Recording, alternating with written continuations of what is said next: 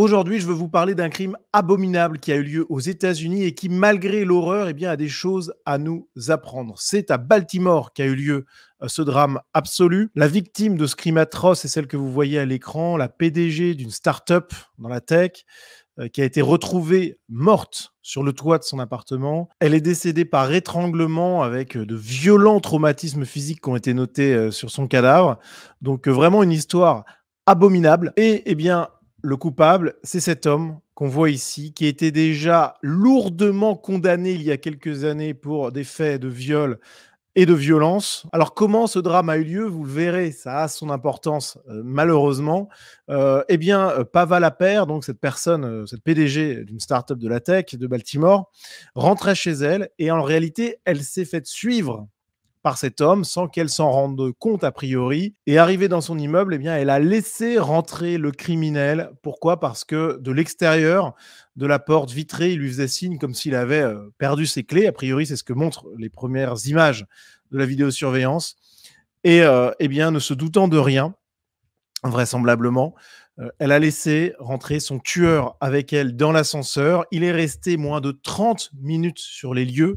Donc, le drame a eu lieu de manière extrêmement rapide. Elle a été retrouvée donc sur le toit, à moitié nue, ce qui pourrait laisser penser peut-être qu'elle aurait été violée ou été victime d'une tentative de viol. C'est en plus ce qui est déjà arrivé à des victimes de ce criminel, mais on n'a pas de détails là-dessus. En tout cas, voilà, elle est décédée après de graves blessures, notamment étranglement, mais aussi des graves blessures traumatiques, avec notamment sans doute une brique qui a été utilisée par le tueur pour l'achever. Enfin bref, c'est vraiment une scène abominable. Alors pourquoi cette histoire, malgré son horreur évidemment, peut servir de terrible leçon? Eh bien parce que, à mon avis, le gauchisme est responsable de deux manières différentes de ce drame. Premièrement, parce que le gauchisme a pu entraîner une certaine forme de naïveté chez cette femme qui a donc laissé rentrer, je le rappelle, son criminel dans son immeuble. Et honnêtement, c'est pas impossible que l'espèce de conditionnement égalitariste, antiraciste et compagnie ait pu jouer un rôle là-dedans. Je ne sais pas à quel niveau, je ne sais pas s'il l'a joué véritablement, mais de manière indirecte, je pense quand même que ça a pu avoir un rôle, tout simplement, et ça a été relevé dans les commentaires, le fait que son antiracisme ait pu la faire tuer. Et effectivement, quand on se rend sur son Instagram, on voit une jeune femme de 26 ans pleine de vie, mais on voit également ce post, Black Lives Matter, un post dans lequel elle explique longuement à quel point il y a un racisme systémique qui oppresse les Afro-Américains, à quel point il faut faire beaucoup pour les aider et à quel point ils sont victimes du système.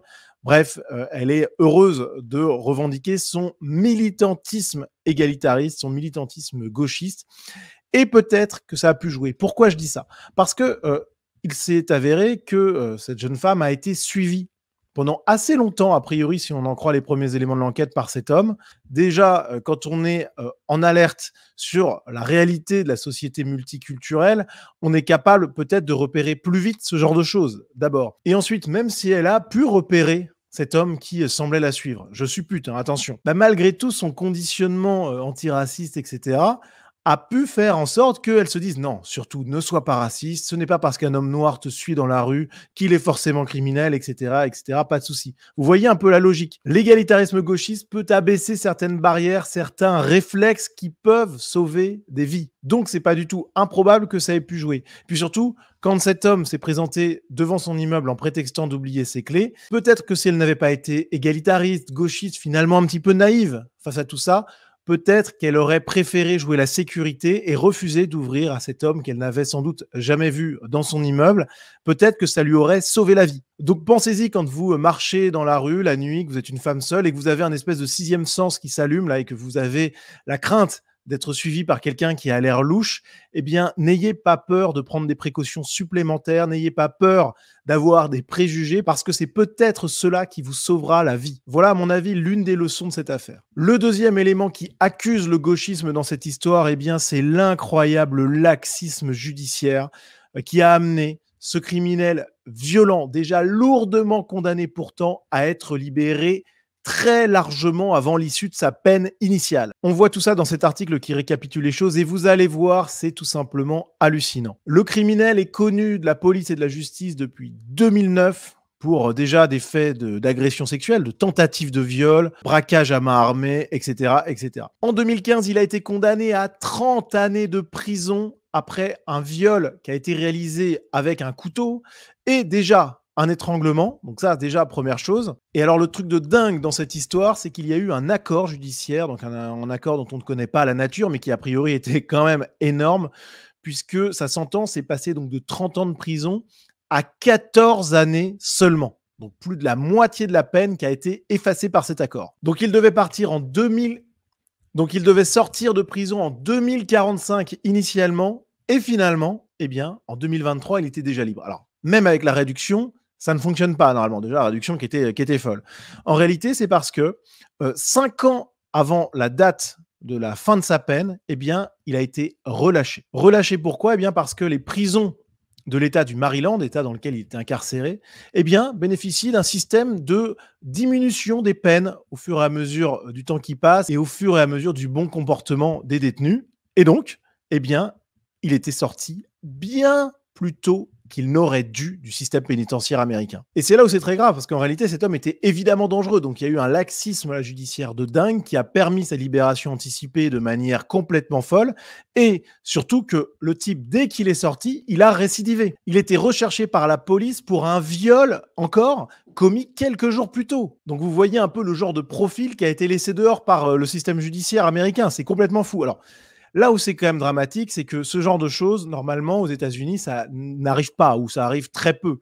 C'est en France qu'on voit ce genre de choses. Mais malheureusement, aux États-Unis, le gauchisme redouble d'efforts, non seulement contre la civilisation, mais également contre tout ce qui était encore à peu près debout dans ce pays, c'est-à-dire par exemple la sévérité des peines. Là, on voit que c'est pas du tout le cas. Il y a un grave problème. On a un criminel qui aurait dû faire 30 ans de prison, qui finalement a eu un accord a priori extraordinaire qui a réduit de moitié sa peine, puis ensuite une libération pour prétendue bonne conduite. On a du mal à voir comment la dangerosité de cet homme n'a pas pu être évaluée par le système judiciaire américain, mais malheureusement, eh bien, ça donne un crime atroce au final, et même deux crimes atroces, puisqu'il y a eu un viol juste avant le meurtre de cette jeune PDG de la tech. Bref, même si, heureusement, ce cas reste assez marginal aux États-Unis par rapport à la France, où il y a quand même des choses qui fonctionnent encore dans ce pays, contrairement aux nôtres, notamment sur la question judiciaire, où nous, on est dans un laxisme pur, alors que eux, on voit que ça arrive, mais quand même, il y a des peines raisonnables qui sont appliquées, notamment parce que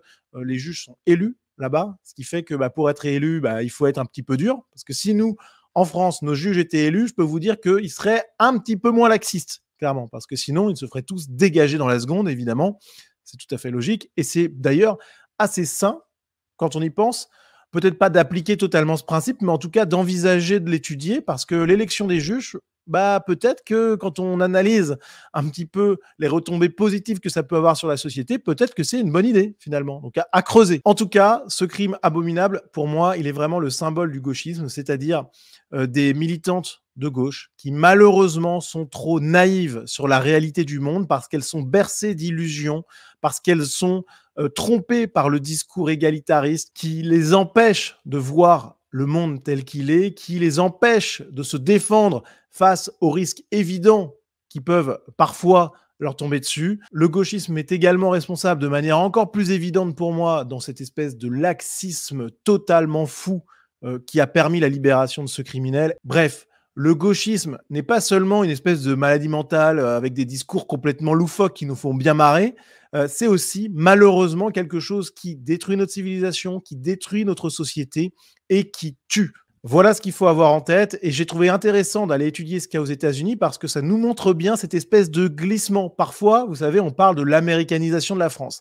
Eh bien là, on assiste à une francisation des États-Unis, et honnêtement, c'est le pire possible. On leur souhaite de tout faire pour que cette gauchisation ne puisse pas aboutir. On leur souhaite de retrouver leur force vitale, leur énergie, leur bon sens sur ces questions judiciaires. Donc voilà, États-Unis, France, même combat civilisationnel contre le gauchisme, même combat à mort contre ceux qui veulent nous détruire et ceux qui provoquent finalement la mort de nos concitoyens. C'est abominable et ça m'a paru important de partager tout ça avec vous. Voilà, si cette petite vidéo vous a plu, les amis, vous pouvez soutenir mon travail. Vous avez le lien en description de cette vidéo qui vous donnera accès donc à la page Tipeee. Vous aurez disponible plus de 50 vidéos exclusives dédié aux abonnés Sunrise. N'hésitez pas. Et puis les amis, on se dit à très vite.